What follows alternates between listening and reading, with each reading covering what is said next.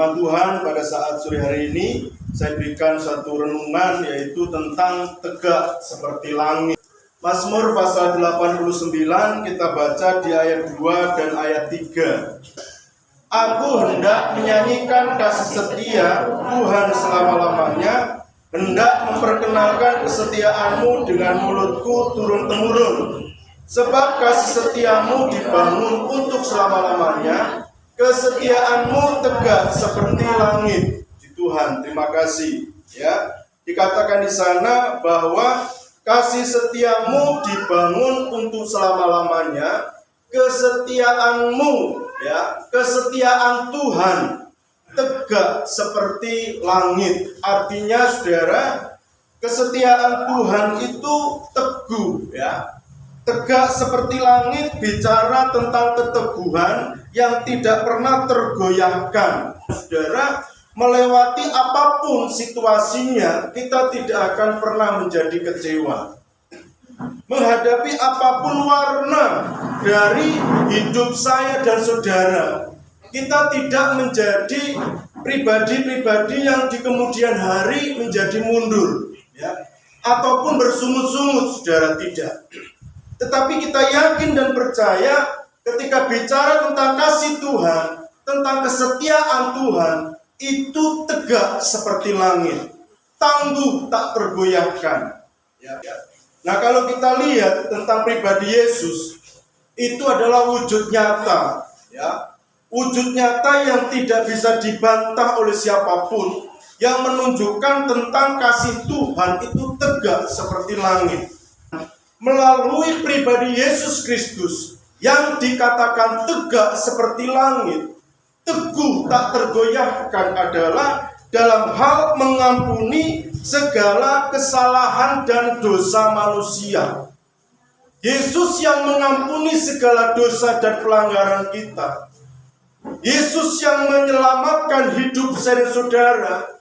Kasih setianya itu tegak, saudara. Seberapa penting kita memahami tentang pengampunan Yesus atas segala pelanggaran saya dan saudara yang dikatakan tegak seperti langit. Ini menjadi hal yang sangat penting, saudara. Mengapa? Ya, kalau kita melihat kasih Tuhan itu tidak tegak seperti langit, maka keselamatan atau pengampunan itu tidak akan menjadi bagian kita seterusnya, saudara. Ya. Sebab kalau bicara tentang pribadi manusia, siapa yang bisa menjamin hidupnya itu tidak jatuh di dalam dosa? Siapa yang bisa menjamin hidup manusia, siapapun saudara orangnya, ya, dalam sehari dia tidak melakukan kesalahan? Melalui tutur kata, melalui pandangan mata, pendengaran, sikap, perbuatan, tingkah laku, ya, segala kehidupan manusia itu lemah, rapuh, saudara. Ya, kalau kesetiaan Tuhan itu tidak tegak seperti langit, maka ada titik tertentu pengampunannya itu tidak lagi menjadi bagian kita. Ya, istilahnya itu sudah paleh, saudara, ya. Sudah bosan Tuhan mengampuni kita. Lawang kita itu berulang kali, saudara. Tetapi berita baiknya pada saat sore hari ini adalah kesetiaan Tuhan melalui pribadi Yesus Kristus itu tegak seperti langit, tidak tergoyahkan. Pada saat kita melakukan pelanggaran, kita minta ampun kepada Tuhan, di saat itu juga pengampunan Tuhan yang dikatakan tegak seperti langit, itu Tuhan curahkan, Tuhan kerjakan dalam setiap hidup saya dan saudara. Pribadi Yesus yang adalah perwujudan nyata dari kesetiaan Tuhan yang dikatakan oleh pemazmur tegak seperti langit. Pada saat kita melakukan pelanggaran, kita jatuh di dalam dosa, kita datang kepada Tuhan, kita minta ampun kepada Tuhan. Di saat itu juga Tuhan hadir, berkenan mengampuni dosa saya dan saudara. Pada Yesus Kristus ketika dia digantung, dia disalibkan, ya, dia menyelesaikan segala pelanggaran kita sekali untuk selamanya. Kasih setia Tuhan Itu nyata di setiap hidup saudara-saudara. Ketika Yesus disalib dan dia mengatakan sudah selesai, maka pengampunannya ketika kita datang kepada Tuhan meminta ampun, mengaku salah di hadapan Tuhan, detik itu juga pengampunannya nyata bagi saya dan saudara. Yang kedua, saudara, dalam hal apakah kesetiaan Tuhan itu dinyatakan tegak seperti langit. Yang pertama kita lihat, mengampuni segala kesalahan dan dosa manusia. Nah yang kedua, saudara, kesetiaan Tuhan tegak seperti langit dinyatakan dalam hal memelihara dalam setiap pencobaan yang kita hadapi. Ya, sekali lagi, memelihara dalam setiap pencobaan yang kita hadapi. 1 Korintus pasal yang ke-10 ayat 13.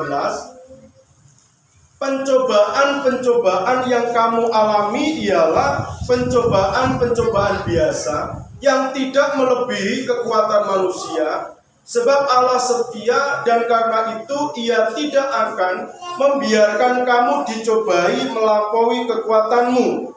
Pada waktu kamu dicobai, Ia akan memberikan kepadamu jalan keluar sehingga kamu dapat menanggungnya. Pada saat saya dan saudara dicobai, dikatakan di sana Tuhan akan memberikan kepada kita jalan keluar supaya kita dapat menanggung segala apapun yang terjadi dalam hidup kita. Ini tentang kesetiaan Tuhan yang digambarkan tegak seperti langit, saudara. Dalam hal masalah, dalam hal pergumulan, ya, dalam hal mungkin beratnya tantangan yang harus kita hadapi, di situ Tuhan hadir, ya. Di situ Tuhan bekerja bersama-sama dengan kita. Allah tidak pernah membiarkan kita sendiri, saudara. Ya. Sebab Allah tidak bisa menyangkal dirinya sendiri. Allah tidak bisa bergerak di luar kebenaran firman Tuhan. Firman Tuhan menyatakan kesetiaan Tuhan tegak seperti langit. Ya. Dan itu dituliskan di dalam kitab Korintus ini. Maka setiap apapun yang saya saudara hadapi, di situ Tuhan hadir. Tuhan tidak pernah meninggalkan kita. Jadi pencobaan yang terjadi atas kita itu sebenarnya bukan untuk membinasakan kita, bukan untuk membuat kita itu semakin jauh dari Tuhan. Tidak pernah seperti itu, ya. Tetapi ketika Tuhan izinkan kita mengalami pencobaan-pencobaan itu terjadi, kita akan melihat tentang kesetiaan Tuhan. Kita akan melihat tentang kuasa Tuhan yang luar biasa itu dinyatakan. Dan Tuhan mengajari kita supaya kita tetap menjadi orang-orang yang tangguh, orang-orang yang tahan uji, orang-orang yang kuat, saudara. Lautan yang tenang itu tidak akan pernah menghasilkan pelaut-pelaut yang handal. Tetapi ombak lautan yang luar biasa itu justru menempa seorang pelaut menjadi pelaut-pelaut yang handal.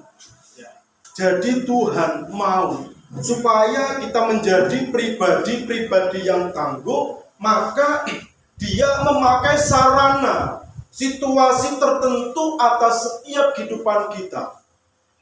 Dan tidak hanya tentang Tuhan menginginkan kita semakin kuat, tidak hanya itu saja, tetapi juga supaya kita nanti melihat tentang keperkasaan Tuhan yang luar biasa itu. Tuhan nyatakan atas hidup saya dan saudara. Ya. Memelihara dalam pencobaan yang kita hadapi. Kalau kita melihat tentang pemeliharaan Tuhan atas bangsa Israel, ya, untuk melatih bangsa ini menjadi bangsa yang tangguh di dalam berperang, ya, maka Tuhan mengizinkan bangsa-bangsa lain itu berperang dengan bangsa Israel.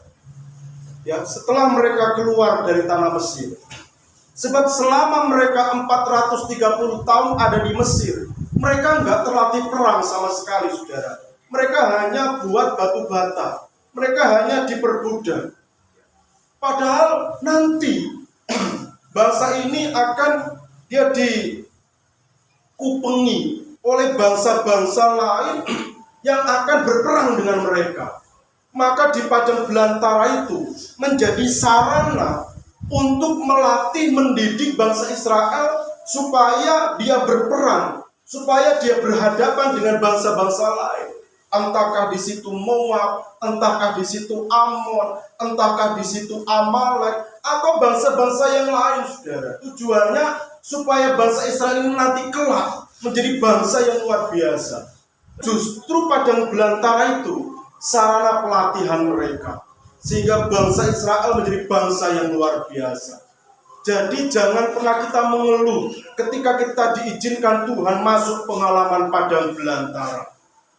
Jangan-jangan ya, Tuhan punya rencana yang hebat di depan tentang kehidupan saya dan saudara, untuk mencetak kita menjadi orang-orang yang hebat, orang-orang yang luar biasa. Sehingga ketika kita berhadapan dengan masalah, persoalan apapun itu bentuknya, kita tidak lekas kembali kepada hidup lama kita, atau kita tidak lari meninggalkan Tuhan, tapi kita tetap bertahan berdiri. Terus kita kuat, terus kita maju, sebab kita adalah orang-orang yang selalu dipelihara oleh Tuhan. Kesetiaannya tegak seperti langit. Dia menjaga kita dalam setiap aktivitas kehidupan saya saudara. Apapun itu bentuknya, Tuhan tidak pernah meninggalkan kita. Dia mengampuni segala pelanggaran dan dosa kita. Sekalipun dosamu merah seperti girmisi, saudara datang minta ampun kepada Tuhan. Anugerahnya, kesetiaannya mengalir atas hidup saya saudara.